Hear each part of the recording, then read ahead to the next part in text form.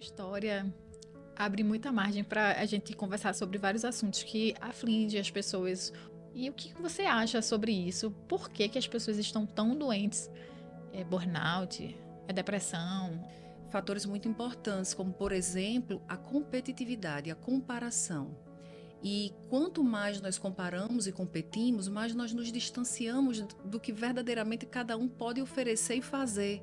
Né? Então você se preocupa mais em competir do que em se superar. E o sucesso é aquilo que eu não consegui fazer ontem, eu consegui fazer hoje bem. E eu me mantenho. Deixa eu ver então. Amanda, seja muito bem-vinda ao Rota do Sucesso. É um prazer imenso ter você aqui. Muito tempo que eu queria que a gente conversasse aqui sobre saúde mental, sobre as escolhas profissionais, sobre a liderança feminina, por exemplo. Isso. E para a gente começar, eu gostaria que você nos contasse um pouco como que foi essa sua escolha, como que você chegou até aqui, como escolheu a psicologia. Olá, Eline. Para mim também é uma felicidade imensa estar aqui. Eu acho que esse é um momento assim, tem sido um momento de construção para você e também para mim. E é muito bom quando a gente sente que os processos nas nossas vidas eles vão acontecendo de forma orgânica, natural. E quando a gente menos imagina, uma realidade está pronta, né? Como eu cheguei até aqui? Acredito que a nossa própria história vai contando o que a gente, sem perceber, sem a gente notar, quando a gente observa mais profundamente, porque existem uns marcos, uns acontecimentos que nos fazem contar a nossa história com um antes e um depois, né? Então, desde criança, sim, eu queria fazer psicologia, fui encantada, seduzida por aquele boom da democracia e da carreira jurídica, um desejo de ascensão, um desejo de me colocar profissionalmente num lugar que fosse me trazer estabilidade, que fosse me trazer aquele poder que toda pessoa intimamente deseja alcançar. Né? Isso não é uma falácia, isso é uma realidade. Então, quando eu alcancei esse lugar, eu percebi que eu não tinha identidade em estar ali. O ambiente jurídico ele era muito mais estressor para mim do que realmente um encontro. Então, quando eu me formei, eu fui, ao mesmo tempo, eu também já era empresária na época. Então, o ambiente da empresa me, me absorveu. Né? Então, eu podia, naquele lugar, exercer as minhas práticas jurídicas, exercer o meu saber. E começou ali, a partir daquele momento, um diálogo entre as coisas que eu carregava e com as realidades da gestão empresarial.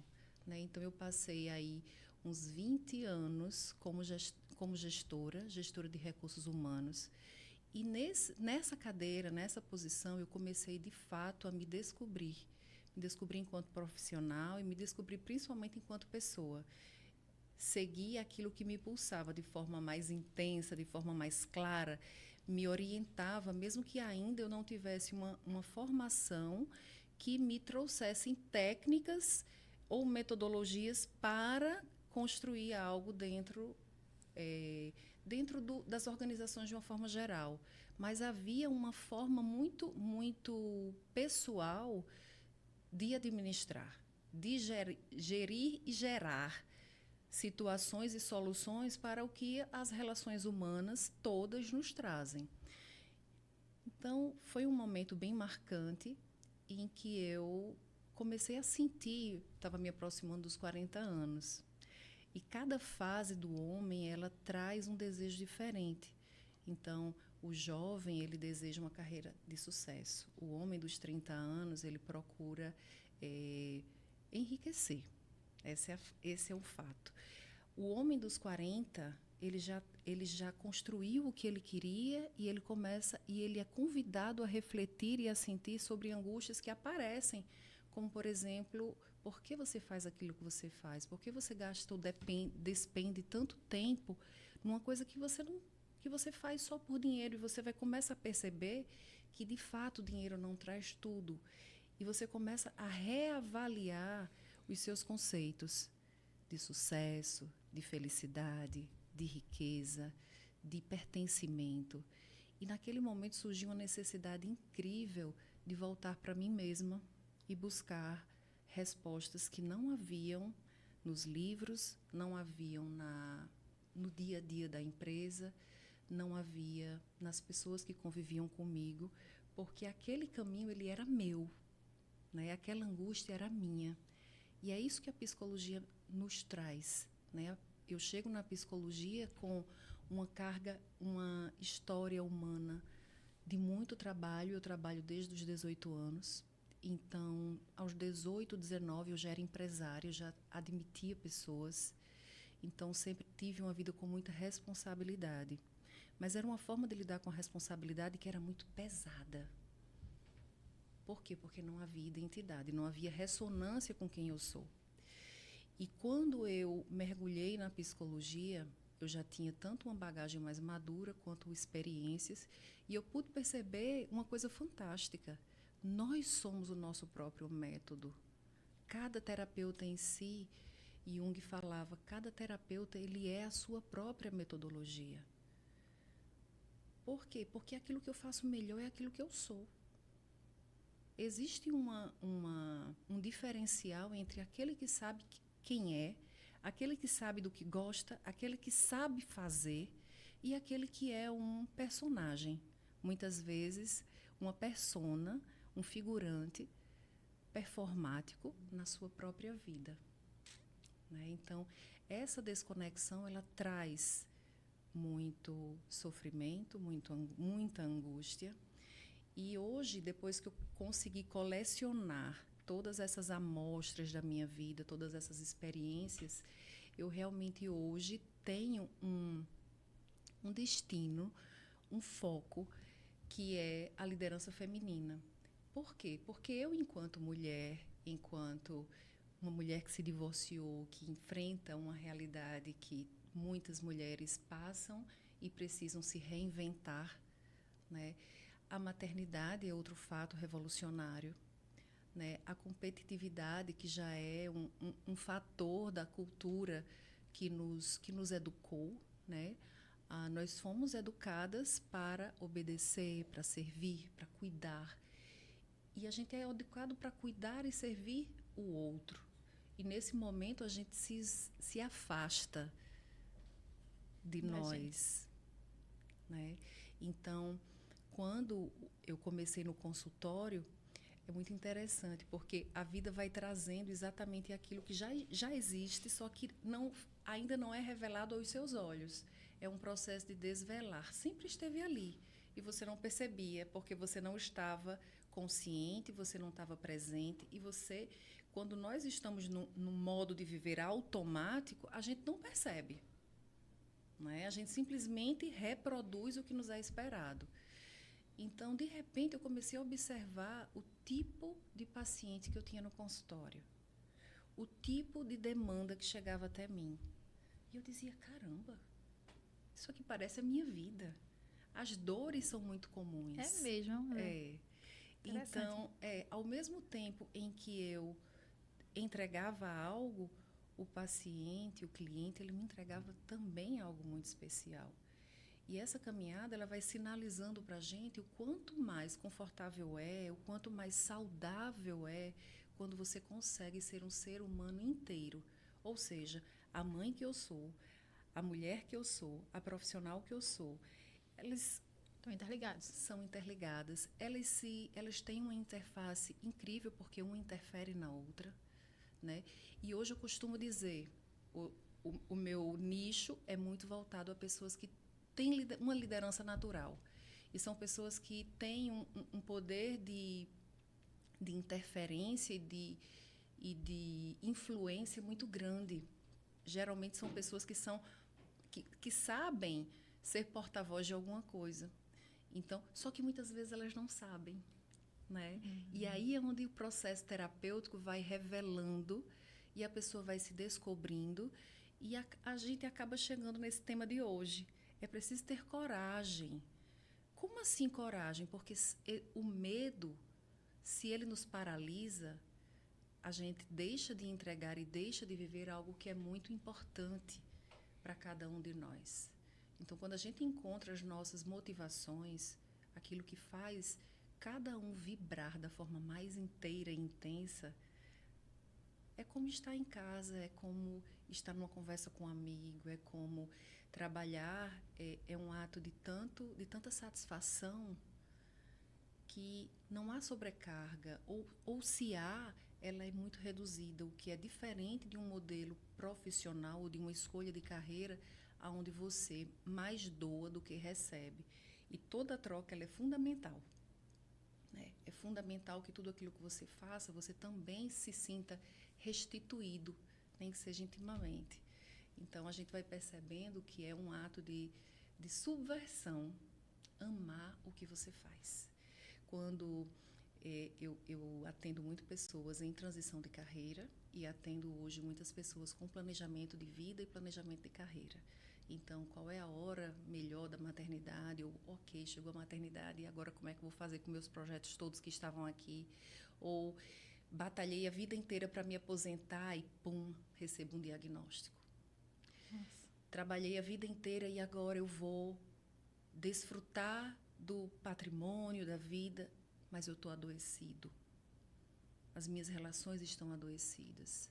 Ou aquele indivíduo que só sabe trabalhar e que acreditou a vida inteira que alta performance era esse rendimento, essa produtividade, essa construção de patrimônio, e vive uma tremenda solidão, porque perdeu a capacidade de se conectar, tanto consigo quanto com os outros. Então,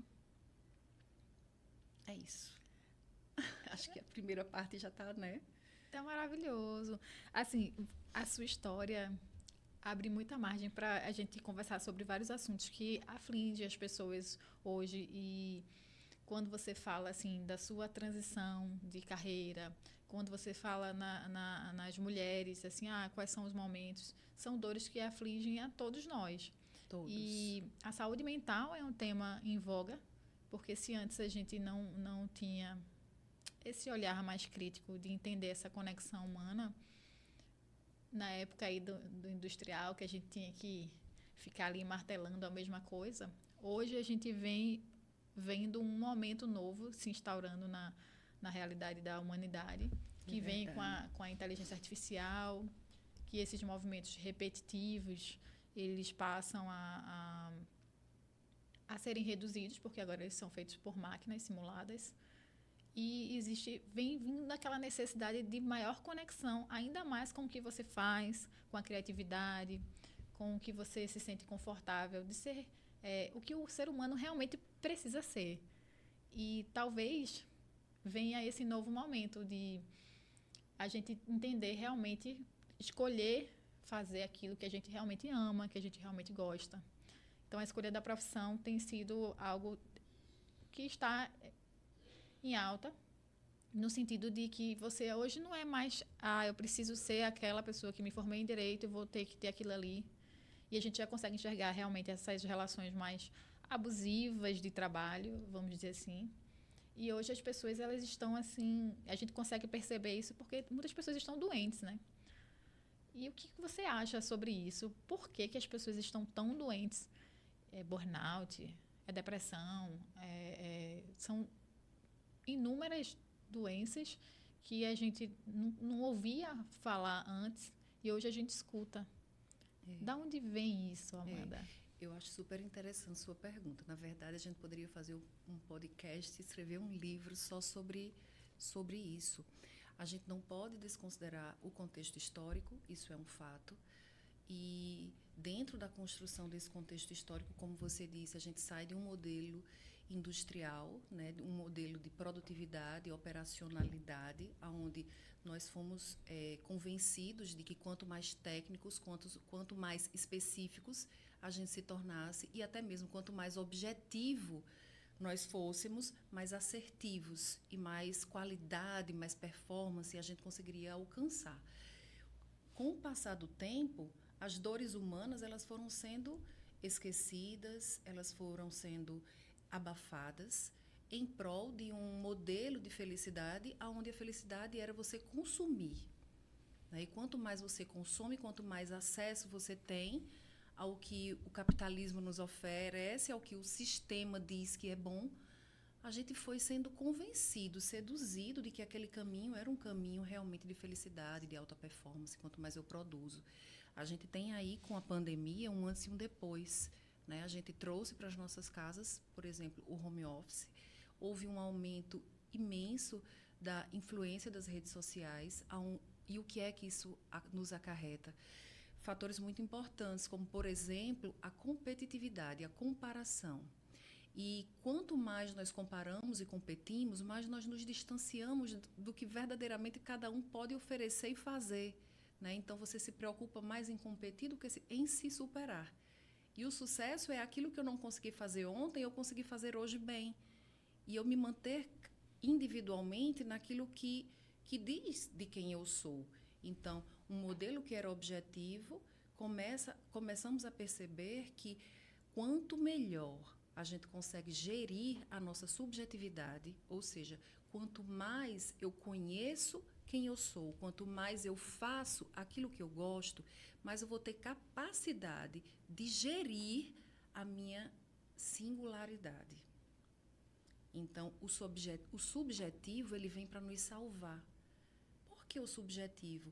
Porque no mundo cada vez mais automatizado, porque sim, é um fato, a gente vive uma revolução tecnológica, mas isso não significa que nós seremos engolidos pelas máquinas. É como você falou, as máquinas, a inteligência artificial, ela vai reduzir muitos retrabalhos, muita repetição, ela pode, numa visão bem positiva, nos retirar desse movimento automático, sequenciado de produtividade em escala, e isso pode nos sobrar tempo e energia para que a gente possa voltar a ser humano, né? Porque alta performance é o quê? É a perfeição do que a máquina entrega.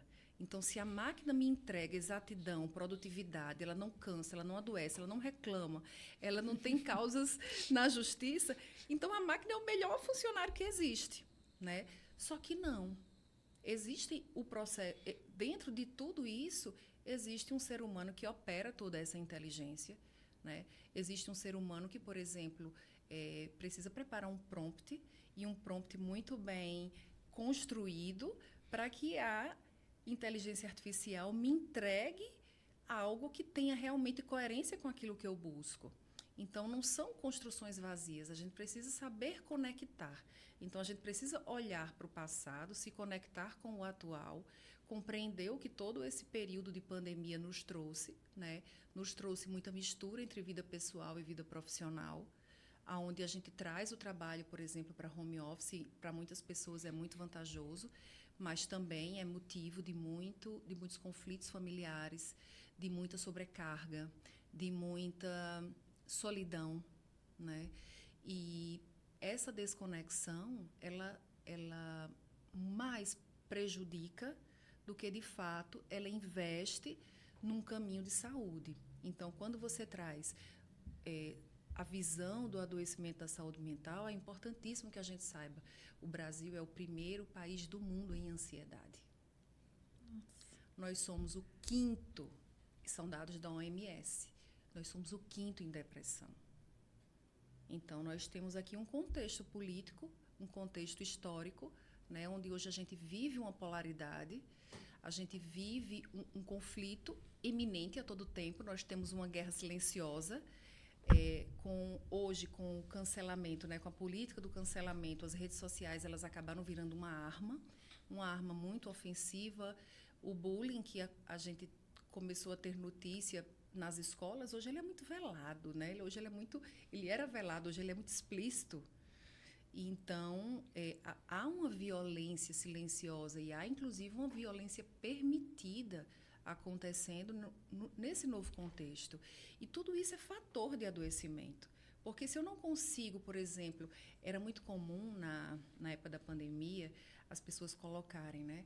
Eu estou meditando, eu estou na academia, olha a minha alimentação saudável, olha as minhas crianças. Agora, fomos construindo uma positividade, fomos construindo um discurso irreal de que a vida perfeita, a vida organizada, a vida produtiva. Olha aquela mulher que cuida, trabalha, faz tudo, a casa maravilhosa, prepara um belo café da manhã para a família e ela tá ali, olha, ela tá se maquiando porque a gente começou com o skincare como sendo algo fundamental na vida da mulher. E existem pessoas que não se identificam com aquilo. Chamam até que é autocuidado, né? Não, é meu autocuidado. Exatamente. E aí o que é que acontece? Você vai comprando a ideia. Você vai comprando a ideia do que é uma realidade do outro. Né? Eu gosto de me arrumar porque eu gosto de me arrumar. Eu descobri isso. Sabe? Hoje eu fico bem, feliz comigo quando eu estou do jeito que eu gosto de estar. Eu me sinto segura. Mas tem gente que gosta de estar com o coque, a calça de pijama e está segura e feliz daquele jeito. Mas aquela mulher que é mais descolada, aquela mulher que é menos padrão, como a gente fala, ela vai ser naturalmente excluída, apontada, ela vai ser segregada. Né? E nisso a gente começou a se organizar em pequenos guetos. Né? As meninas da academia, as meninas que são nerds, as que são mães, as que amam viajar. E assim nós vamos silenciando. Veja, tudo isso é um modo de silenciamento das dores humanas. Ou seja, eu posto uma foto de felicidade, mas eu negligencio com a verdade que há em mim.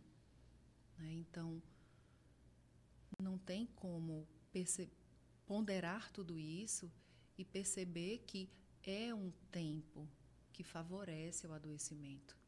É um tempo que ele está sendo construído através da comparação e competitividade, e não através da cooperação e também através da superação.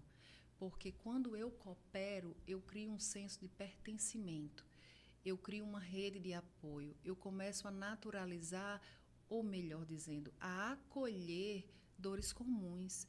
Eu já não preciso esconder o que eu estou passando, porque eu posso falar com você, caramba, transição profissional é algo que a gente precisa estar muito estruturado, porque a gente parte de certezas para algo muito incerto.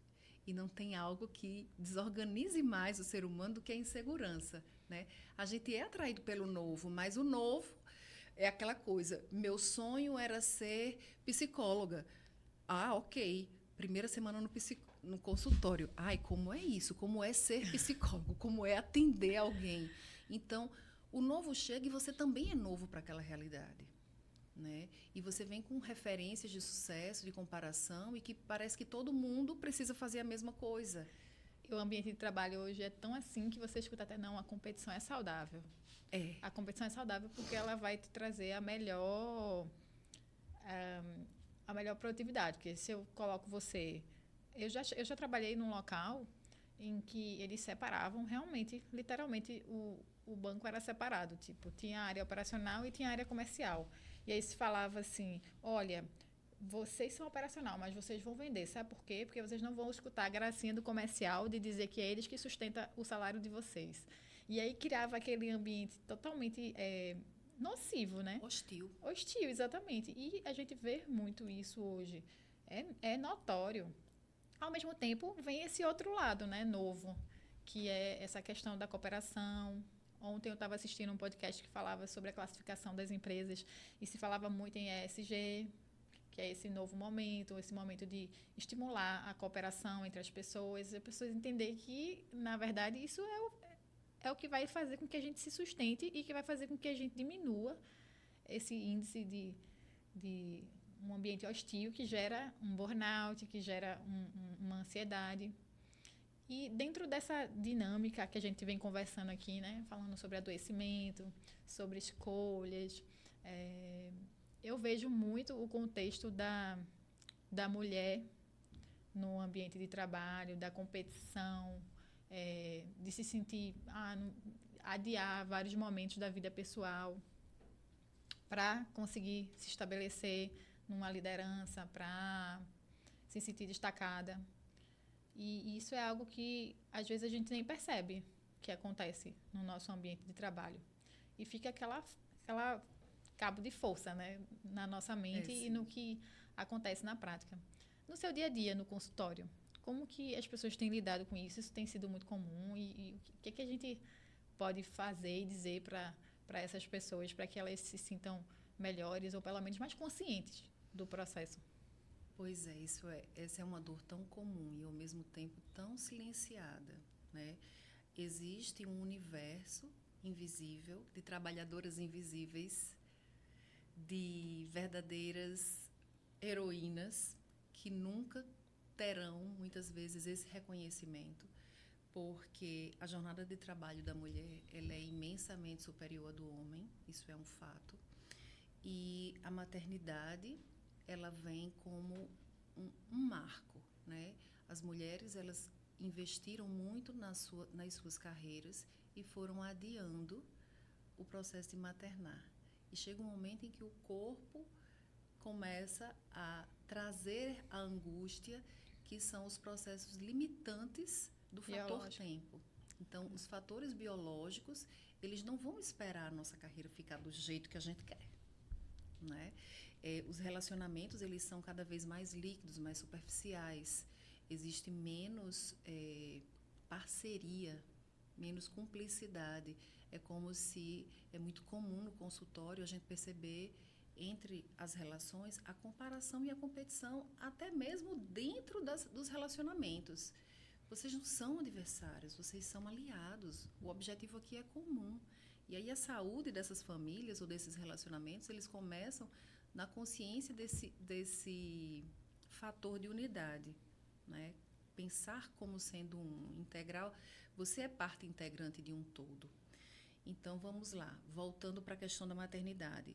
O que a gente percebe muito é a necessidade de haver um planejamento de vida, porque a maternidade é algo revolucionário, né? Nada se compara ao desenvolvimento feminino do que o processo de maternar. Nós realmente somos convidadas ou não convidadas. Muitas vezes a gente não aceita o convite, mas ele está lá e a gente chegou.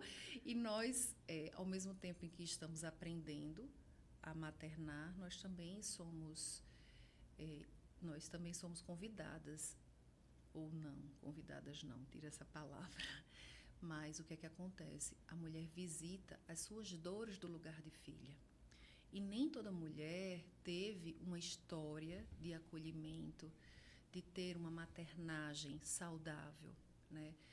Hoje, a gente consegue falar mais sobre isso, sobre o adoecimento das nossas relações e quanto as nossas relações, elas são, sim, fatores de traumas, elas são, sim, fatores de abuso, fatores de violência psíquica dentro das nossas casas. Então, não significa dizer porque eu estou no meu tempo e porque eu quero ser mãe, vai ser fácil para mim alcançar aquele ideal. Porque durante todo o processo de gestação e de maternagem, toda a parte do puerpério, nós somos atravessadas por muitas angústias, né? A angústia do corpo, a angústia da volta ao trabalho, a angústia de será que eu vou saber fazer? Será que eu vou ser boa o suficiente? Existe tanta exigência em torno do ser mãe, que o ser mãe ele é um fator de adoecimento para as mulheres, sim. Muitas mulheres adoecem durante esse processo. Adiar adoece e fragiliza. Viver de forma precoce e também sem uma certa estrutura e organização também adoece e deprime. Então, quanto mais a gente conseguir minimamente cuidar da nossa saúde, e nós precisamos cuidar da nossa saúde, nós precisamos encontrar os mecanismos de aliviar as pressões, o que as pressões externas provocam dentro do nosso ambiente interno. Então, autoconhecimento, espiritualidade, construção de rede de apoio. Nós precisamos nos relacionar de forma boa, de forma positiva.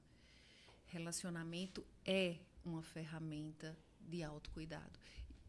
Quando nós estamos nos lugares certos e podemos ser as pessoas que nós somos, a gente alcança uma potência, uma força, né? É uma naturalidade que tudo se torna melhor, né? Porque mais leve, tudo é possível. E ali é a sua melhor performance, onde você consegue fazer sua piada, onde as pessoas vão entender o seu mau humor, onde as pessoas vão compreender suas limitações, onde você não precisa performar que não é humano. Né? Você não precisa alcançar aceito, isso. Né? Exatamente. Então, uma potência. Aceitar quem você é, validar a sua história, construir uma linha de acolhimento e de escuta para as suas dores, as suas necessidades. As suas necessidades podem ser diferentes das minhas. Se eu procuro construir minha vida pautada no que é importante para você, nos seus valores, eu vou estar sempre orbitando em torno de algo que eu não consigo alcançar o núcleo, eu não consigo enraizar, eu não consigo desenvolver. Por quê? Porque eu não tenho aquilo como horizonte. Eu não tenho aquela visão que você tem. Então, quando a gente aprende a se aceitar, ou pelo menos cultivar o hábito da autoaceitação e do autorrespeito, a gente vai conseguindo construir e ultrapassarmos todas as fases da vida, todas as questões diversas e imponderáveis às quais a vida nos convida a viver, e a gente não tem resposta para isso, a gente vai se capacitando a lidar com a frustração. E a frustração é, sim, um grande gatilho do nosso tempo, porque queremos tanto uma vida perfeita, uma vida produtiva, uma vida para ser aceito, que a gente vai ser fadado a se frustrar muitas e muitas e muitas vezes. Só que, se a gente foge do processo de se humanizar, se a gente não sabe sequer nomear as nossas emoções, se a gente não se conhece, qualquer evento externo, ele pode ser, para mim, mortal. Você falou num ponto assim que eu acho que é crucial hoje em dia, falar sobre frustração, sobre emoção, a capacidade que a gente tem de lidar com isso, porque, de fato, como você falou, qualquer coisinha pode se transformar. Uma separação, uma filha que tem 16 anos engravida, e agora como é que eu vou lidar com isso? E a vergonha. Porque eu tenho X idade, X tempo de carreira e ainda não estou no cargo tal. Porque... Então, assim, são tantos questionamentos. E a vida, a gente estava comentando agora há pouco, antes de começar aqui, ela não é linear, né? Não. Ela não é linear. E vem essas oscilações das emoções e da frustração. E é notório que a atual geração, ela não consegue, muitas vezes, lidar com isso. Às vezes, a gente até escuta, assim, das pessoas mais antigas, né? Mais velhas. Na minha época, isso não... Qualquer coisinha, agora você fica em depressão ou você fica muito frustrado, parece que está meio perdido, à deriva. É verdade, é verdade. E eu queria que você falasse um pouco disso na sua visão como psicóloga e na sua visão como pessoa mesmo, Amanda, do que você vive no seu dia a dia com as pessoas, que é o seu viver, né? Para isso que você se sente conectada na sua escolha profissional. O que você acha disso? O que você diz sobre isso? Eu fui aprendendo que a vida é um constante diálogo.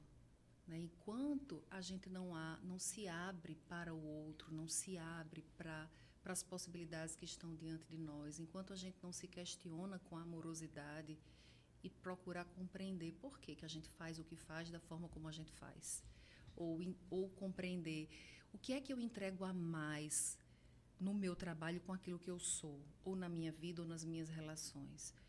Esses aspectos que são invisíveis e que são, muitas vezes, desconsiderados, eles podem ser um profundo gancho para a gente abrir um diálogo, por exemplo, com a juventude que vem com... Eles são incríveis, eles têm ideias maravilhosas, eles sabem lidar com determinados aspectos que nós somos... verdadeiros robôs, né? E eles já são, assim, tratam certos assuntos com muita naturalidade, eles sabem fluir com a diversidade, eles acolhem o diferente, muitas vezes bem mais do que uma educação mais patriarcal, uma educação mais controladora e mais dominante, como, por exemplo, as gerações anteriores que vieram de um pós-guerra, por exemplo, e que precisavam de muitas certezas. né? Então, a gente precisava lidar com o controle, porque o controle ele iria nos garantir manter uma ordem, né? Hoje a gente não tem mais essa cultura do pós-guerra. Por exemplo, eu cresci no auge da Guerra Fria.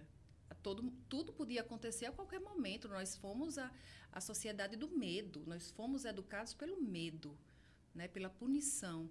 E hoje não, hoje a gente tem um caminho e um modelo educacional muito baseado no encontro, no diálogo e na abertura. Então, eu acredito, Aline, que nós temos muito a aprender com os jovens, assim como é importante que os jovens também se abram para encontrar uma sabedoria. Que sabedoria é essa? A gente não pode desconsiderar que a essência da vida em si, a impermanência, a nossa impotência, a vida é movimento, a vida é trabalho constante. Você veja que o ato de respirar, inspirar e expirar é um trabalho, né? A primeira grande atitude de trabalho é o bebê, quando nasce, ele recebe lá a palmadinha e respira, né? Faz a sua máquina funcionar. E é assim, a gente vai começar a perceber que existe uma estrutura na vida em si e que nós atualmente desconsideramos. Então, nós não temos controle sobre nada, nós não podemos dominar ou pouquíssimo ou quase nada, ou só temos a ilusão de que dominamos algo. Nós não controlamos o tempo, não é? Nós não, por mais que a gente planeje, a vida sempre pode nos apresentar o imponderável, né? A pandemia é o maior exemplo disso. De repente, a gente deixou de conviver com as pessoas que a gente mais ama. Então, nós fomos obrigados, para sobreviver, a aprender a se relacionar, aprender a viver, aprender até mesmo a se alimentar de uma forma completamente diferente. Eu me lembro que cada entrega a gente se banhava de álcool para poder receber um iFood, né? E aquela realidade que surgiu ali de uma mão de obra diferente do que existia, uma forma de viver diferente. Mas a vida em si, ela tem a sua essência.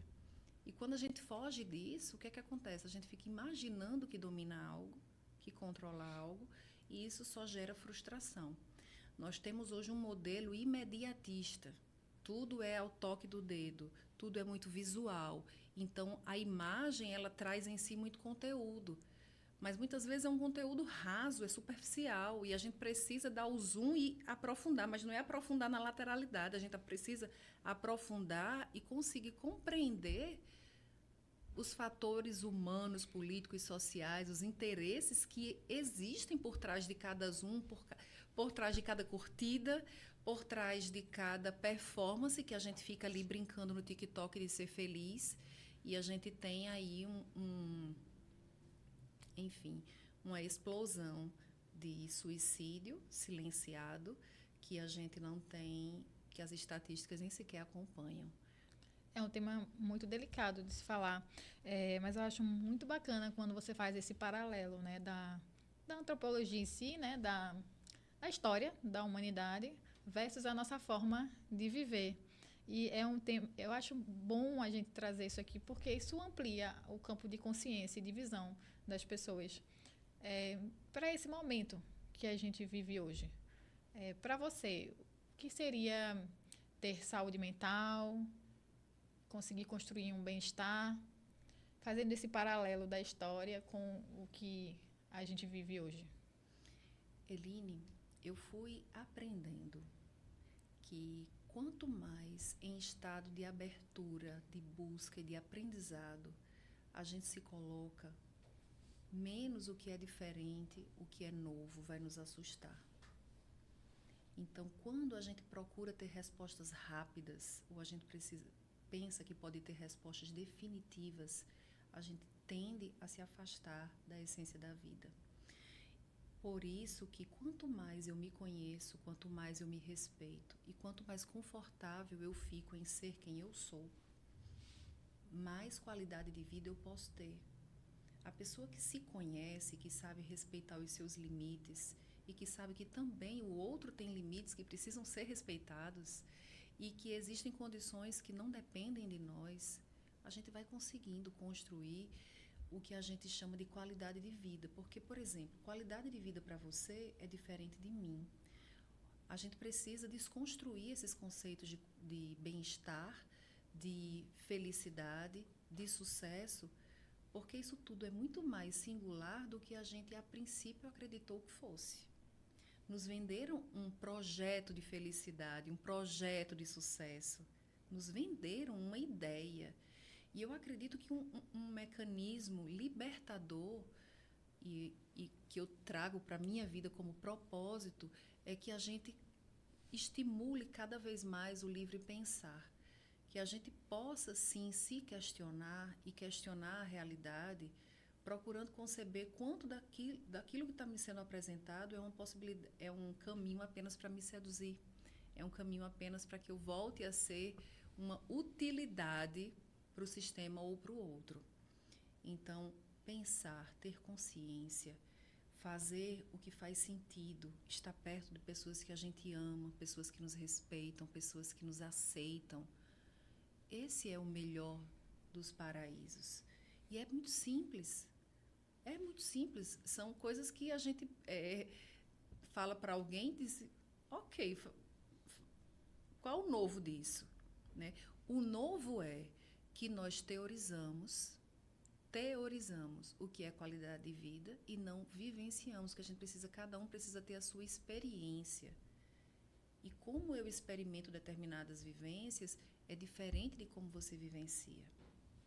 Né? Então, quanto menos a gente se anestesia, por exemplo, excessos de álcool, excessos de fuga, excessos de horas trabalhando, excessos de isolamento ou excessos de vida social exaustiva, tudo que você percebe que lhe afasta do que te faz bem, vai te proporcionar, sim, qualidade de vida. Cada um precisa encontrar o seu caminho.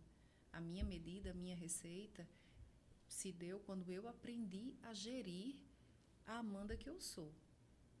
Quando eu aprendi a respeitar que a minha singularidade me faz ter um superpoder. E quanto mais conectada eu estou com a minha história, porque a nossa biografia, ela vai deixando marcas, ela vai deixando pegadas, que muitas vezes a gente acredita que só tudo está no futuro, né? Mas a grande bênção, o grande milagre está aqui agora, onde eu trago a bagagem do que eu aprendi e eu vou me capacitando para, quiçá, viver o futuro, né? Quanto menos a expectativa e quanto menos a idealização, vai gerar menos ansiedade. E só o fato de gerar menos ansiedade já vai me gerar mais qualidade. Essa parte da ansiedade, até na prática, o que você faz quando você tem um amigo ou algum colega que está passando por uma crise de ansiedade? Às vezes até essa pessoa se isola e você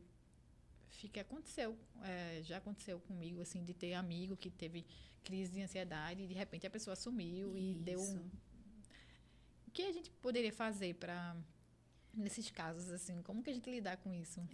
Tem sido cada vez mais comum, né? As experiências de crises de ansiedade, de pânico, nos seus contextos de família, mas também nos seus contextos sociais e de trabalho.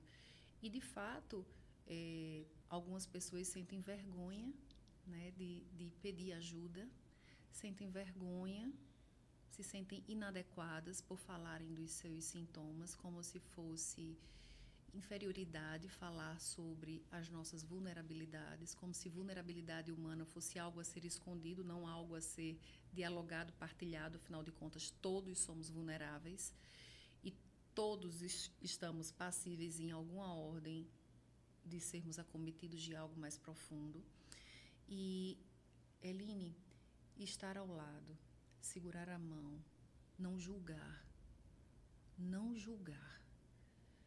E, nesse momento de desespero em que a pessoa se encontra, poder respirar tranquilamente ao lado dela. E dizer, eu estou aqui, olha ao redor, onde você está seguro, eu estou aqui com você. Depois da pandemia, todos podem atestar isso.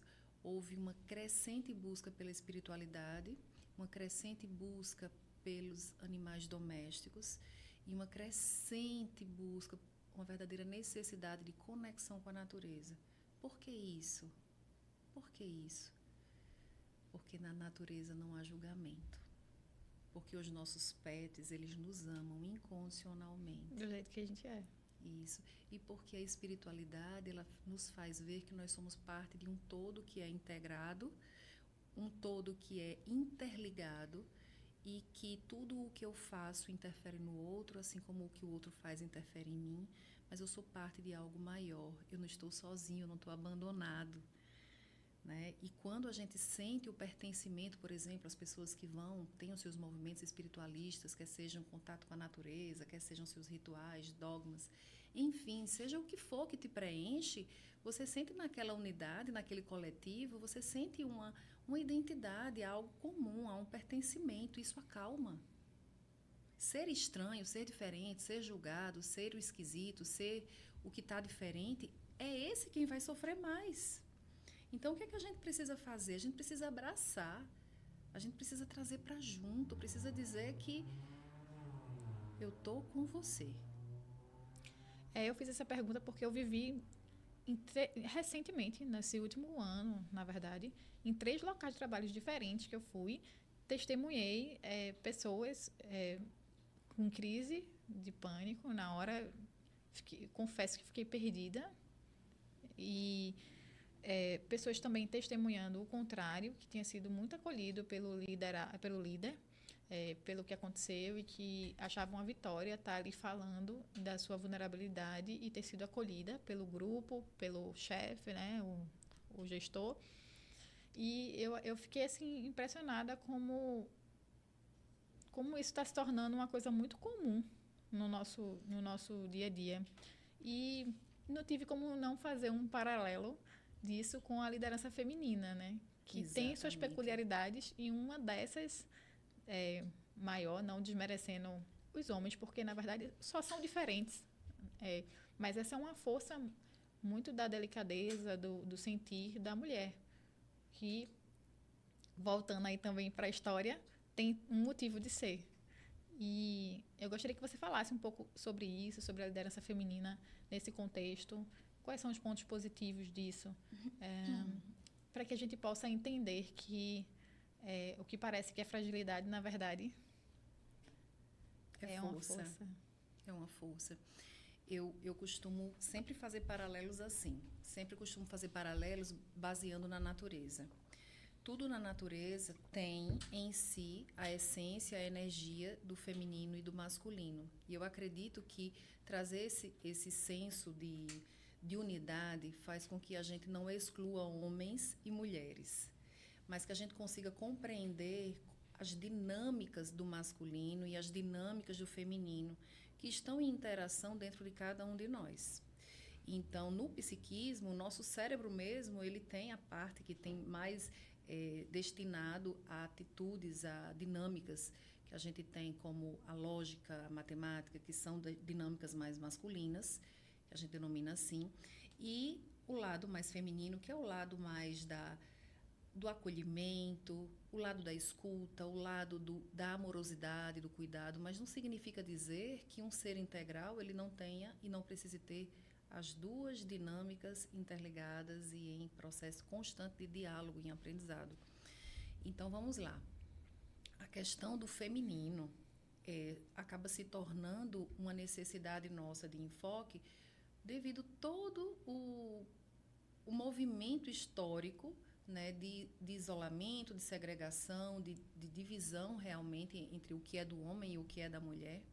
Nós temos um sistema educacional que, sim, ele é segregador, ele invisibiliza, ele oculta uma força que é a do cuidado, que é a do amor, que é a da escuta, que é a de dar espaço para o outro existir e que não é valorizado. Não é valorizado por quê? Porque na nossa organização da nossa sociedade se colocou o poder, infelizmente, na sua maioria, na mão dos homens. A gente pode ver o número de mulheres na política, o número de mulheres nos cargos de alta gestão. Por mais que a gente trabalhe com cotas, essas cotas elas jamais irão traduzir um sentimento real de igualdade. E é por isso que a gente precisa construir um caminho de igualdade, um caminho de acolhimento para as nossas dores comuns, porque nós mulheres também somos muito machistas. Isso é um fato.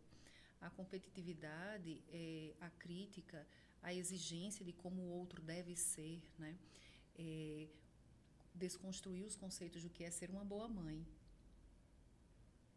né? Isso causa muito sofrimento para muitas mulheres. Por quê? Porque a experiência, a gente foi conduzido com um mito, o mito do amor materno, como se biologicamente todas nós fôssemos devotadas ao cuidado, ao carinho, à entrega, à renúncia de forma absoluta. Isso não é verdade. Existem mulheres que não têm essa condição de forma mais natural, ao mesmo passo que existem homens extremamente amáveis, cuidadosos, super minuciosos no acolhimento. Eles conseguem ter uma criatividade para brincar com seus filhos, para diminuir os conflitos da vida, quer seja a gestão de uma empresa, ou a gestão da sua casa, ou a gestão dos seus relacionamentos, da sua vida, né? Então, eu acho ótimo que a gente possa primeiramente desconstruir isso, né? Que nós não nascemos realmente para cuidar, e que esse cuidado ele é valiosíssimo.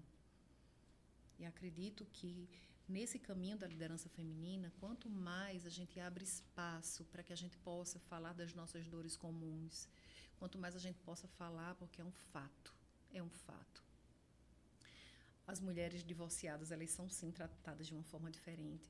As mulheres após os 40 são sim tratadas de uma forma diferente. As mulheres que são mães, elas são sim tratadas de uma forma diferente, né? Então, as mulheres que alcançam um poder econômico ou político ou social em destaque em relação às outras mulheres também têm um tratamento diferente, né? Então, assim, eu costumo, às vezes, brincar, dizer, às vezes é muito difícil você mostrar que você é inteligente, que você pode conversar sobre todo e qualquer assunto, que você pode ser uma pessoa interessante, sobre uma pessoa que sabe associar ideias que muitas vezes só se julgam serem da área ou da seara masculina, né? E é tão importante a gente perceber que nós podemos estar em todos os lugares.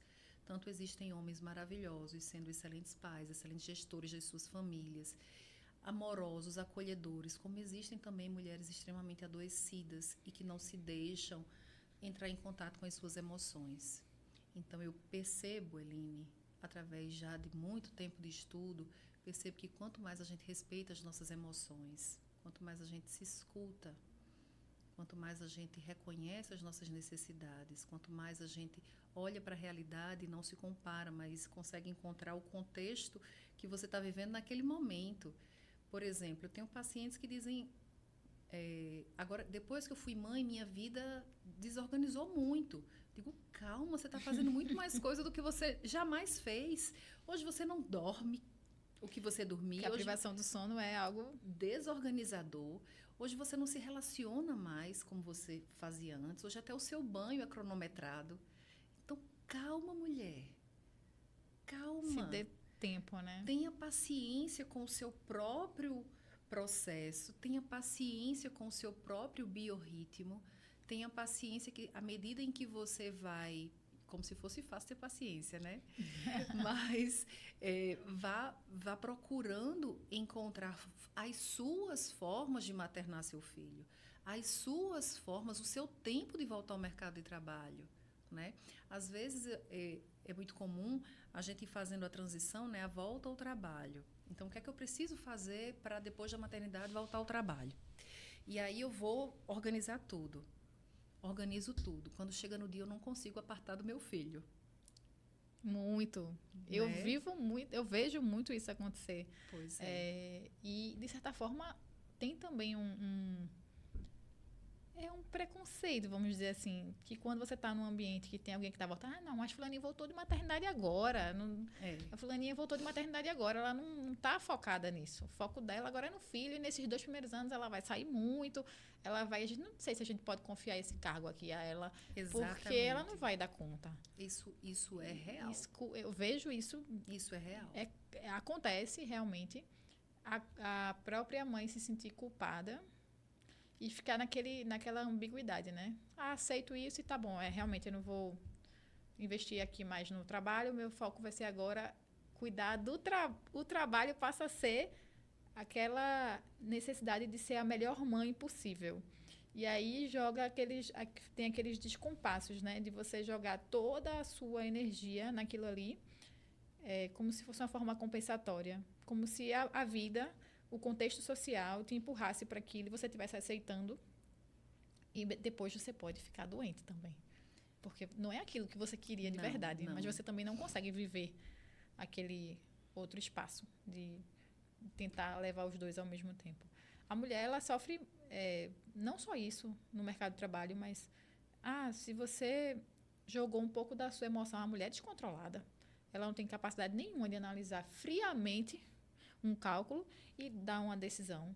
Não, porque não, essa menina aí não entende? É horrível isso. Porque você, quando entra nesse espaço e você tenta se adequar, você vai dizer assim, não, eu não posso falar desse jeito, porque senão vão dizer que eu não tenho capacidade de tomar decisão com base nesses números, porque eu sou uma pessoa muito emotiva. Então, eu vejo que tem muito desses preconceitos realmente no ambiente com a mulher em si. E não é uma coisa assim de, tá falando, e nem é uma luta contra o homem. Não. Não é uma luta contra o homem. Não. Mas é entender que existe espaço. O processo esse. Para outra forma, né? Isso.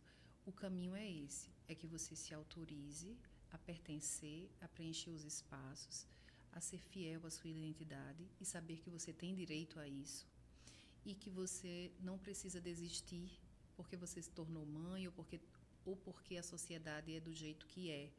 Porque nós todas estamos nesse trabalho incessante de construir as pontes. Né? Construir as pontes para tornar cada vez mais... a gente deseja que não seja uma utopia, mas que se torne cada vez mais real o pertencimento de forma igualitária na nossa vida. Né? Que a gente consiga realmente contemplar a importância de todos e não só apenas de um pequeno grupo que tem acesso ao poder desde sempre. Desde sempre. E que tudo isso, toda essa segregação é nada mais, nada menos do que um desejo de manutenção de um status quo que sempre foi da maneira como foi e que não vai mudar. Né? Nós já temos aí grandes avanços, nós já temos uma grande penetração, nós já temos um discurso cada vez mais eficiente. Lógico que ainda nem sempre, né, é alinhado, um discurso que nem sempre é amoroso, um discurso que nem sempre agrega, porque até mesmo nos movimentos feministas nós temos muita segregação. Né? Nós temos muito extremismo também, muito extremismo. Né? Mesmo no movimento feminista nós temos sim muita exclusão. Né?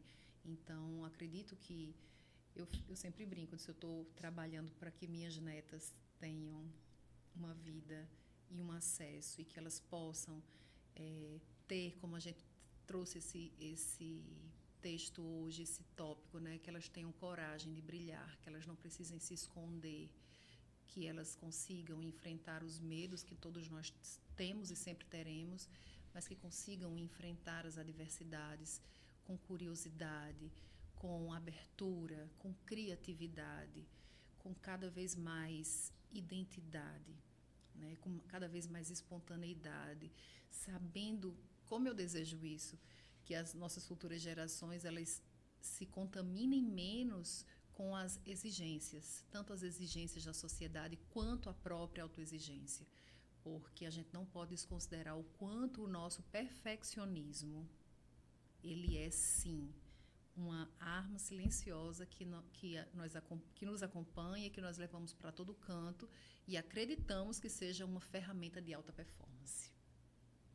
Quando na realidade, quanto mais você cria expectativa, quanto mais você se compara, mais inseguro, mais desconectado, mais deslocado você se sente. Por quê? Porque o medo ele provoca uma mudança na nossa bioquímica, ele provoca uma mudança no nosso funcionamento cerebral, né? Porque ele desencadeia um movimento de luta ou fuga, um movimento de alerta, de autoproteção. E nesse momento a gente perde a conexão com o nosso córtex pré-frontal, que é a nossa parte do cérebro que nos coloca para a aprendizagem, que nos traz abertura, o olhar para outras perspectivas. E aí a gente vai fazer o quê? A gente vai se esconder. A gente vai silenciar, a gente vai se desconectar de quem nós somos. Então, quanto mais a gente conseguir trazer, né, temas como esse, como o perfeccionismo, e chamando todo mundo para refletir, sabe? Eu gosto muito dessa bandeira, assim, bora pensar junto. A gente está aqui para pensar junto. Às vezes a gente conta uma história, mas ela é só uma perspectiva, ela é só um ponto da narrativa, né? E é tão bacana quando a gente acompanha num processo terapêutico que a gente vê uma pessoa se reconciliando com a sua história, aquela história que ela contava como sendo a vítima, como sendo, sabe, vendo o outro, às vezes até como um algoz, porque ela estava tão presa em resistências, em medos, enfim, tantas lentes, tantas crenças, né, que faz com que às vezes o outro se transforme num algoz quando o outro não é algoz. E quando você sai desse lugar de vítima, de pobrezinho, coitado, nossa, a gente ganha vida nova. A gente se liberta de um lugar de muita dor. A gente deixa de se reduzir, a gente deixa de contar uma história pelo lado pessimista dela. E a gente começa a perceber que a nossa vida, a nossa narrativa, ela não foi um fardo como a gente um dia pensou que fosse, ela não foi uma punição. E que depende de nós, né? Depende muito dessa coragem. E por que brilhar? E por que você traz esse tema brilhar, Amanda? Porque cada um de nós tem os seus tesouros, né? As nossas habilidades, as nossas características são as nossas verdadeiras joias, as mais valiosas, e elas são únicas. Mas muitas vezes nós, de acordo com o contexto, a nossa criação, os nossos modelos familiares, a gente vai se conduzindo de uma forma a negar a nossa espontaneidade, negar a nossa expressão. E quanto mais a gente performa para que o outro nos veja, para que o outro nos aceite, para que a gente imagina, né, que vai agradar o outro contando uma história muito cheia de coisa, de fatos e às vezes fatos irreais, a gente acredita que assim a gente vai alcançar o objetivo máximo de toda a humanidade, que é ser amado. A gente acredita que vai ser amado assim. A gente acredita que ser quem nós somos pode ser perigoso, pode nos ameaçar. E não é. Né? Então, a coragem para brilhar é isso, é a coragem para ser você. Apenas aquilo que nós somos tem o poder de nos curar. Essa é a nossa maior ferramenta. Aquilo que você é melhor, certamente integrado com aquilo que você pensa, com aquilo que você sente, com a sua forma de conviver, tornando tudo isso integral, né? Que você não seja aquela pessoa que é uma pessoa em casa, uma pessoa com os amigos, outra pessoa na empresa. Ou seja, são 3 personagens, né? Que a gente consiga pensar, sentir, conviver, fazer, consumir, de forma a trazer o amparo interno do nosso senso de pertencimento, do nosso senso de identidade. Então, cada um vai construindo a sua própria caixinha de primeiros socorros, né? Então, na minha caixinha de primeiros socorros, eu preciso ter conexão com a natureza, Por exemplo, eu tenho muitas horas de consultório, mas eu preciso sair para almoçar, eu preciso ver o céu, ver árvore, ver gente, porque é um trabalho de horas de muita concentração e de muito desgaste, sim. Então, a gente vai criando as nossas estratégias, né? Eu preciso estar perto de pessoas que eu posso ser que eu posso relaxar, né? Que eu posso amar e ser amada verdadeiramente. e me afastar ou nos afastarmos, né, daquela vida que não tem sentido, né, da vida que nos ensinaram que era a vida correta, que é a vida que tem sentido, é a vida do consumo, da alta performance, do desempenho, da produtividade, do perfeccionismo, enfim, de uma vida que muitas vezes ela é mais agressiva do que verdadeiramente uma vida com sentido e com propósito. E esse nível de consciência, Amanda, a gente consegue através da terapia, né? Que é algo que, se fala muito, não, tá na moda, não tá. Mas eu queria que você falasse um pouco do que é o processo terapêutico em si. Como que eu escolho uma psicóloga para iniciar esse tratamento? Que não seria um tratamento, né? Eu hoje vejo a terapia como algo semelhante a ir fazer exercício físico. Tem que ter. É crucial para o meu desenvolvimento mental e equilíbrio. Ótimo. E eu queria que você falasse um pouco sobre isso, porque ainda é muito tabu para as pessoas. Tem muita gente já, tem muito espaço. Acho que a psicologia é uma das profissões que mais cresce hoje no mundo. Mas me conta melhor, como que a pessoa faz? Decidi fazer terapia, como que seria esse processo? Pois é, se a gente for buscar na história lá atrás, Sócrates, antes de Cristo, já nos chamava a pensar, né? Já nos chamava, já nos convidava a nos questionarmos. A angústia, ela não acompanha o homem moderno, a angústia acompanha o homem desde sempre.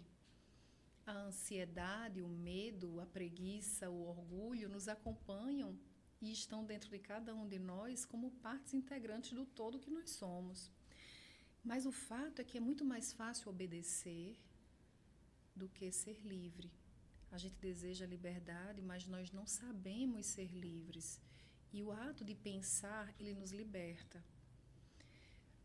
Lá na época da Revolução Industrial, lá na Idade Moderna, onde Descartes chegou e disse: eu penso, logo existo. Hoje a gente quebra esse paradigma e diz: eu sinto, logo eu existo. Eu preciso entrar em conexão com o que eu estou sentindo. Eu posso estar aqui dizendo: eu estou muito feliz, e eu estar aqui dentro tendo uma crise nervosa, né? Então, quanto mais a gente se conecta, quanto mais a gente humaniza, como a gente já falou várias vezes hoje, mais a gente consegue encontrar a paz. Mas da mesma forma, Eline, que a gente também já falou aqui hoje, que a vida é trabalho, e se o nosso corpo precisa se exercitar, e se tudo na nossa vida, toda a nossa pulsação e nossa vibração, ela é baseada no movimento, na troca de energia, desde o simples ato de respirar até o simples ato de se alimentar, ou ler e falar, tudo isso são trocas, é trabalho, é atividade. Então, se o corpo precisa, a mente também precisa. Por quê? Porque nós, em busca de segurança, em busca de amparo, em busca de pertencimento, nos é muito mais seguro nos adaptarmos, obedecermos, e a gente faz o que ao longo da história? A gente delega para um grupo pequeno pensar sobre nós, por nós. Então, um grupo seleto cria as leis, o grupo grande obedece, né? Um grupo seleto cria uma moda, cria um meme, cria um trend, e a grande maioria segue sem refletir, sem pensar, sem perguntar se gosta de fazer aquilo, se quer fazer aquilo, né? E por que eu preciso, mesmo vivendo em sociedade, respeitar a minha individualidade? Porque nós não somos rebanho, né? Nietzsche já trazia essa ideia de que uma mente que pensa, ela é aquele gado, aquele boi que foge do movimento onde toda a boiada está seguindo. Então, essas pessoas se destacam. E essas pessoas, em alguns momentos, elas chegam a assustar. As pessoas que pensam são pessoas que assustam. Por quê? Porque a gente vai problematizar, a gente vai subverter, a gente vai revirar a ordem e dizer: não é bem assim não, isso que você está dizendo aí não faz sentido para mim não. Eu não penso assim. Caramba, quando a gente chega num lugar onde todo mundo baixa normalmente a cabeça, é conhecido como o problemático, né? Não, fulaninho é problemático. Tudo questiona, mas tem que ser assim. Pois é, a gente não quer, a gente quer o quê? O conformismo, a segurança, a zona de conforto. E a zona de conforto, ela nos segura, ela nos amarra, né? No nosso próprio desenvolvimento, na nossa própria evolução. Então, pensar com liberdade, pensar com leveza, fazer escolhas mais conscientes, são formas muito simples de cada um ir construindo esse exercício mental, porque a nossa mente trabalha juntamente com o nosso corpo. Embora o cérebro, a gente imagine que o cérebro esteja paradinho, mas ele é um verdadeiro show pirotécnico, né? É uma coisa linda. E tudo que a gente vem aprendendo com o cérebro, vem aprendendo com as neurociências, vem aprendendo com as novas técnicas, né, de mindfulness, de meditação, de atenção plena, de estado de presença, todos esses são linguagens da modernidade, né, que com o avanço tecnológico nós conseguimos compreender melhor o quanto as nossas emoções elas interferem na dinâmica e na funcionalidade do nosso corpo. Então, hoje a gente consegue realmente trazer a verdade do quanto a emoção, ela muitas vezes ela pode ser, a depender do lugar que a gente dá na vida dela, na nossa vida, o quanto algumas emoções nos governam. Existem pessoas que são movidas pelo ódio, pela raiva. Isso é um fato, né? Existem pessoas que são, infelizmente, guiadas pelo medo. Por isso que ao início eu disse, quando é um ato subversivo amar o que você faz. Ser feliz e ser leve, eu já assisti até uma palestra que dizia assim, a coisa que mais provoca inveja é a felicidade nos relacionamentos. Por quê? Se a ansiedade é o primeiro adoecimento, né, índice no Brasil, em número, os conflitos de relacionamentos também são os primeiros nos dados estatísticos nos consultórios. São os primeiros, o primeiro maior impacto na nossa vida é a forma como a gente se relaciona. Então, é preciso haver respeito. Porque relação é convivência, é troca. É preciso estipular limites. É preciso que eu saiba até o que eu não posso fazer com você para me manter contigo, ao meu lado. Ou melhor ainda, eu preciso saber o que é sensível a você, o que é frágil em você, ou o que é um trauma na sua história, na sua vida, um ponto que seja uma dor sua, para que eu não seja aquela pessoa intrusiva que vou desrespeitar, né? te desrespeitar e não considerar que existem aspectos para você que são delicados. E eles passam a ser meus objetivos também. Por quê? Porque eu não quero te machucar. Eu não quero te ver triste. Eu não quero tocar na sua humanidade de forma desrespeitosa. Cada território humano é um território sagrado. Aí vamos lá. E por que a psicoterapia? Né?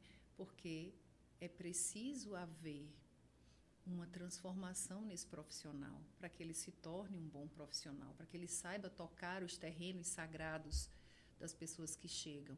Então, como se dá, né? Eu acredito que uma das formas mais legais seja realmente através da indicação. Um bom psicólogo sempre será aquele que conseguir transformar ou promover ou contribuir com a transformação na qualidade de vida da pessoa que chegou até ele. Então, os resultados daquele encontro, a gente não consegue conceber o quanto um bom encontro é algo extraordinário na nossa vida. Né? Existem bons encontros que nos ancoram, existem bons encontros que nos conectam. Muda o rumo.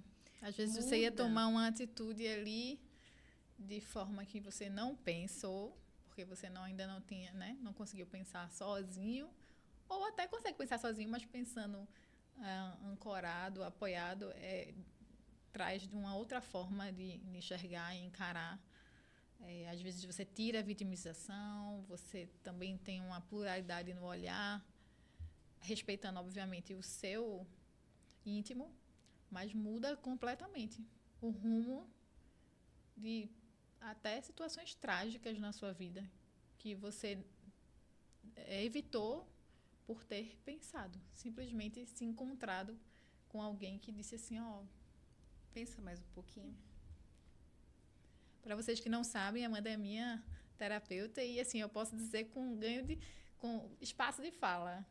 Quantas coisas eu olho para trás, Amanda, e vejo que não tomou rumos trágicos por ter o seu apoio, por ter esses encontros, que eu diria que a terapia são encontros. São encontros. E aproveito aqui para agradecer, né, Ai, por esse... Eu é quem agradeço. por essa troca que a gente tem, né? Pois é, Tão Line, bacana. quando a gente falou sobre transição de carreira, né? Eu, desde lá de trás, eu tinha um desejo muito grande em ser útil. Eu não faço as coisas que eu faço só por mim. Eu penso que todas as coisas boas que a gente tem, eu sinto um desejo imenso de partilhar. Acho que conhecimento é para partilhar, experiência é para partilhar, enfim, amigos são para compartilhar, bons momentos são para compartilhar. E eu acredito que eu aprendi muitas preciosidades na vida, né? E quando a gente se compromete com aquilo que a gente faz, quando a gente tem convicção daquilo que a gente está pensando, daquilo que a gente fala, todo o nosso entorno fala junto com a gente. E é assim que a gente vai construindo vínculo, é assim que a gente vai transmitindo confiança, porque você percebe que na vida, no ato, no agir daquela pessoa, existe muita coerência, né? E esse comprometimento com a fala, esse comprometimento com o que você pensa, essa convicção, ela é muito natural, é algo tão espontâneo que você pode observar. As grandes marcas, elas não fazem propaganda. É verdade. As grandes marcas não fazem propaganda. Por quê? Porque elas passam credibilidade. Quem comprou a primeira Ferrari construiu a história dela. Então, quando nós prestamos um trabalho que é o nosso mover de vida, que eu tenho certeza que é como você faz, quando a gente empresta ao outro, a gente doa ao outro essa energia, essa pulsação, essa força, essa motivação, essa verdadeira paixão, a gente vai assim iluminando os caminhos uns dos outros. E eu penso que isso é o que traz sentido. E realmente é. A terapia, ela é como se você estivesse se reconstruindo. É um ato de humildade, eu acho. Você fazer de humildade e de inteligência. É verdade. Porque quando a gente consegue nos entendermos, se conhecer melhor, a gente evita tanto desgaste. E eu queria aproveitar esse momento, porque você falou muito sobre essa palavra confiança. E dentro da dinâmica que a gente vive hoje de relações, eu acho que a confiança, tanto de trabalho, quanto de família, de amor, de tudo, é um tópico assim. Como que a gente constrói confiança, Amanda? Olha só. Eu vou precisar beber água. À vontade.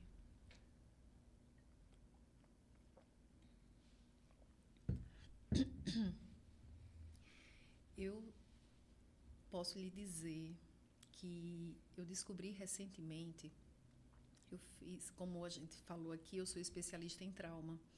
E eu fiz, acredito que a melhor formação nesse sentido. Então, hoje a gente trabalha com a memória somática, com as memórias que existem no corpo.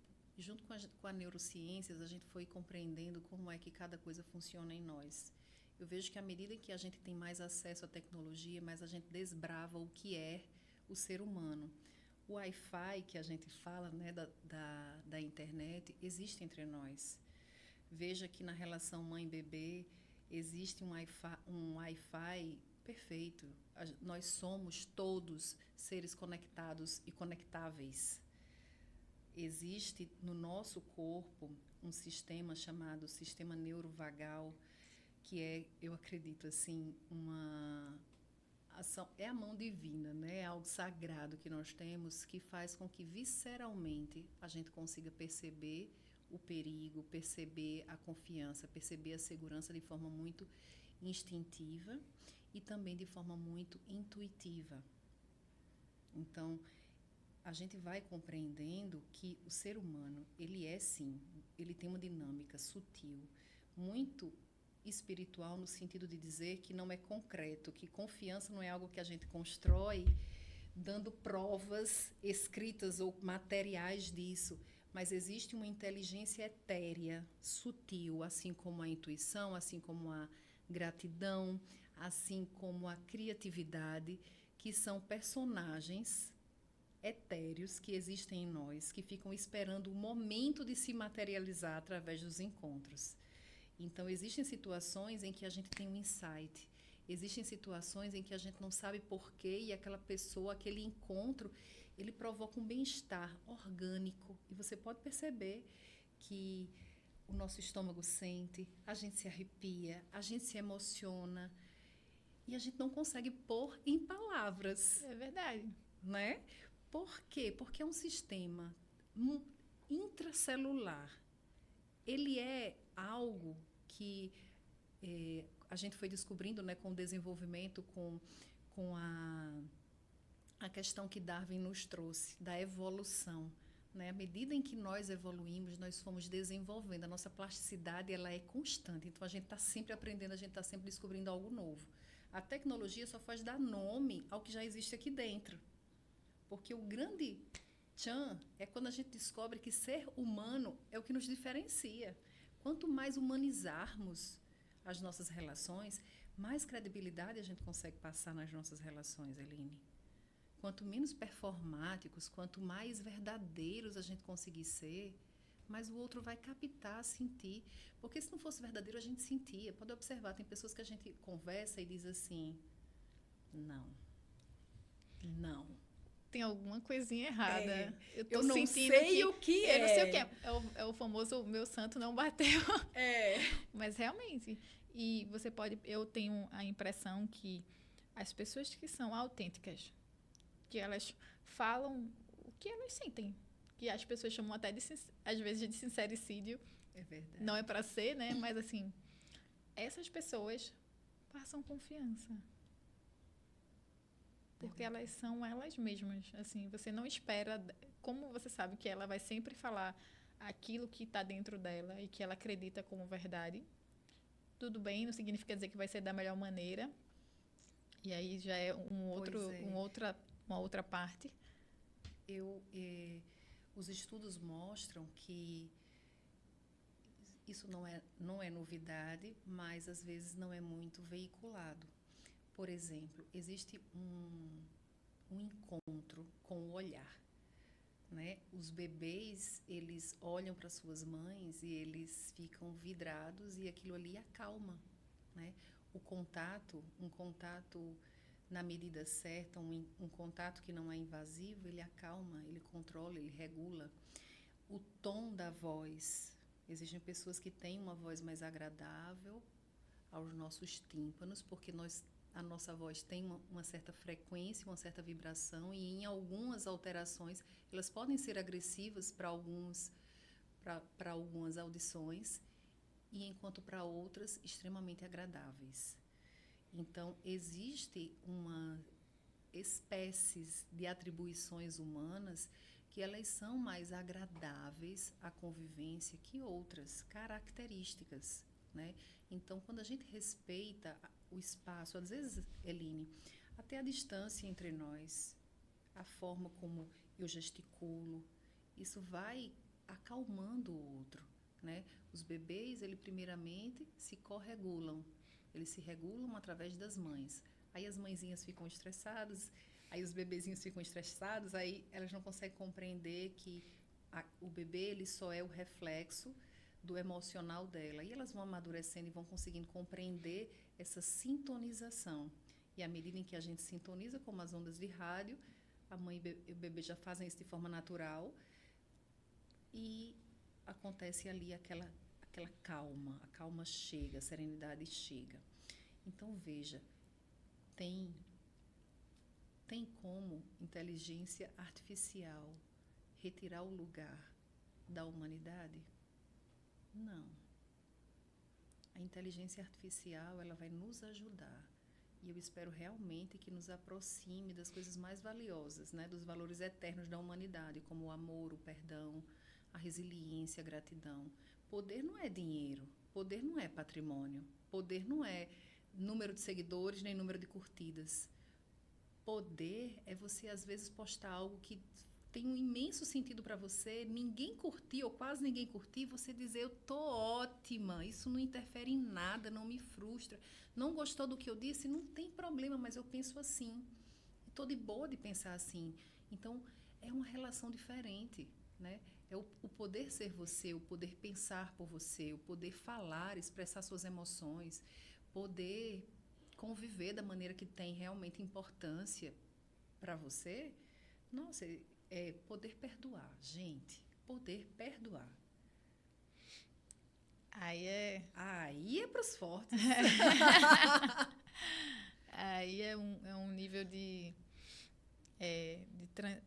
transcender, né? Exatamente. Aquele trauma, Exatamente. aquele momento ali que mexeu tanto com você e você conseguir transcender aquilo, pois né? É uma vitória muito pessoal, inclusive. Pois é. Numa situação de trauma, ele é um evento que marca e ele fica lá igual o ecocardiograma. Marca. Zzz, aquele evento, ele fica mapeado no nosso psiquismo. E a partir dali nós vamos sim ter um antes e um depois, porque a gente vai passar a ter um aprendizado de necessidade de proteção. A gente não volta a ser quem a gente era, infelizmente, porque nós estamos o tempo inteiro mudando e existem eventos, como a gente falou, existem encontros que são transformadores. Então, o trauma, digamos que ele seja esse encontro transformador. E a gente não vai ter mais como voltar àquela situação antes daquela dor, antes daquela dificuldade.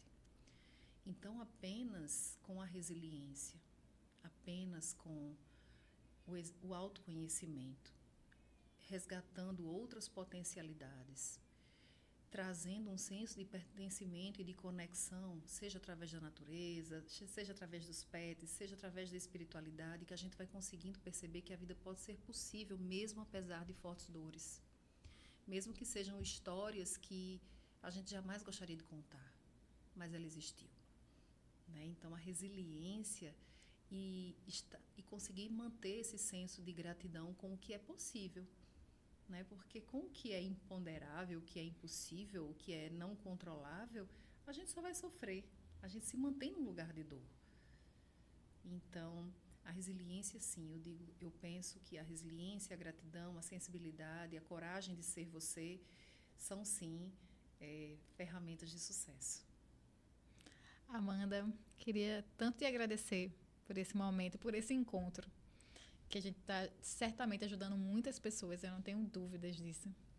Queria aproveitar aqui o espaço para que você diga como que as pessoas podem te encontrar, ouvir um pouco mais, se conectar mais com você, mesmo que seja pela internet, e falar um pouco assim do seu trabalho hoje. Quais são as suas linhas de trabalho, o que você tem disponibilidade de ferramenta para as pessoas?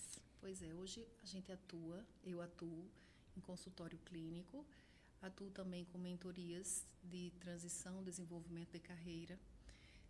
Estou nesse processo de expansão a cada face nova que a gente vai conhecendo, que a gente vai desenvolvendo, a gente vai abrindo uma oportunidade para uma expressão nova, né? Então, eu não sou mais tão novinha, né, Line? Mas eu me sinto tão jovem. Muito jovem. Então, eu estou nesse movimento de engajamento, de mais exposição, de mais contato.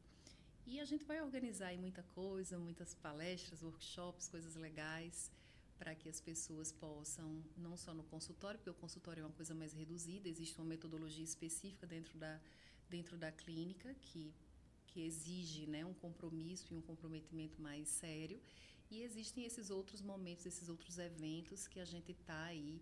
De imersão, né? Imersão, que vai ter. Exatamente. E qual é o Instagram? É Quanta Psicologia.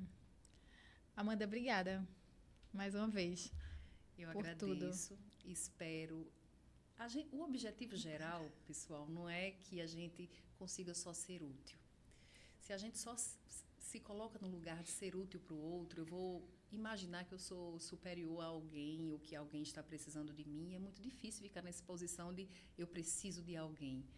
O que eu gostaria de deixar aqui hoje é a imensa felicidade que eu tenho, e para mim isso é um divertimento, porque certa vez uma pessoa me perguntou qual é seu hobby. Eu digo, eu amo pensar.